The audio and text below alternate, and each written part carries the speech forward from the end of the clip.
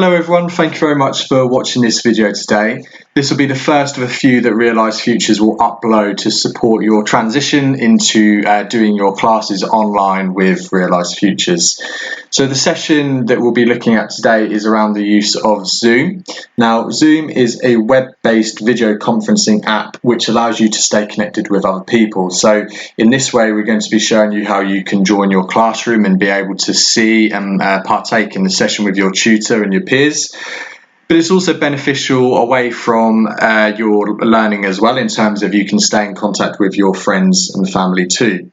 So additional benefits of using it are you can share your screen with others, you can chat with your peers, and also create meetings with your friends and family. So accessing Zoom is really easy to do. So firstly, you can get it on your smartphone or your tablet via your app store.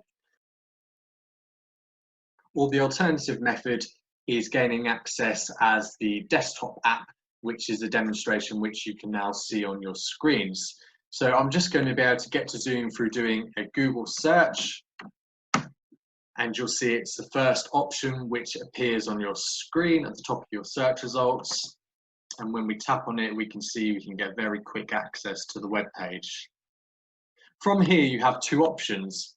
You can either sign up free, which will give you access, basic access to the web page which you can use. The benefit being not only can you join the classrooms, but you can send invites to your tutor, to your peers, or to your friends and family as well. The alternative is join a meeting, which you can see at the top of your screen. And what this allows you to do is enter the meeting ID, link name and password which your tutor will provide you. So to summarize that, we'd recommend creating an account which you can use whenever you want to. Alternatively, if you don't feel comfortable with that, you can simply join the website in the method we've just shown and then enter the ID or password which your tutor will provide you in an email. What you can now see on your screen is the link which your tutor will send you in an email, which will give you direct access to the meeting.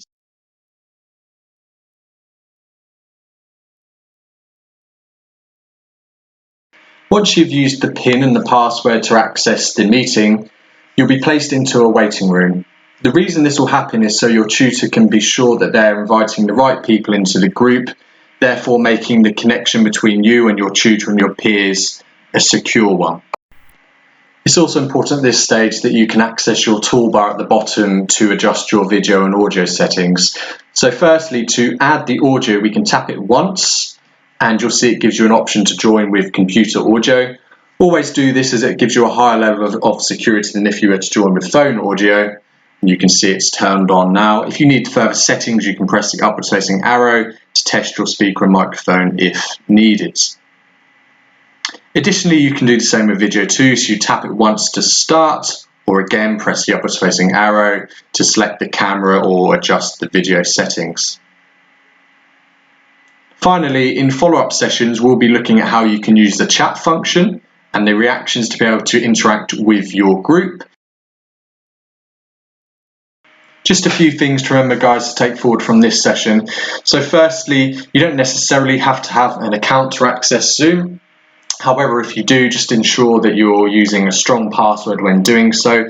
So remembering to use higher case and lower case letters and numbers and symbols if you can. Your tutor will always invite you to the session regardless of whether you have an account or not, and they'll always provide you with the meeting ID and password to gain access to it. Once you're there, your session will never be any longer than 40 minutes. In some cases, it will be shorter than that. You don't need to grant access to your video if you don't wish to, and you can take part without it if you would rather do so. And finally, you'll always be asked to sit in the waiting room prior to the meeting starting, just so your tutor can ensure the people that are meant to be in the meeting are, and it's remaining secure for you all. Hopefully you found this useful, and in the following days and weeks we'll be uploading follow-up videos on how you can start to use it more effectively.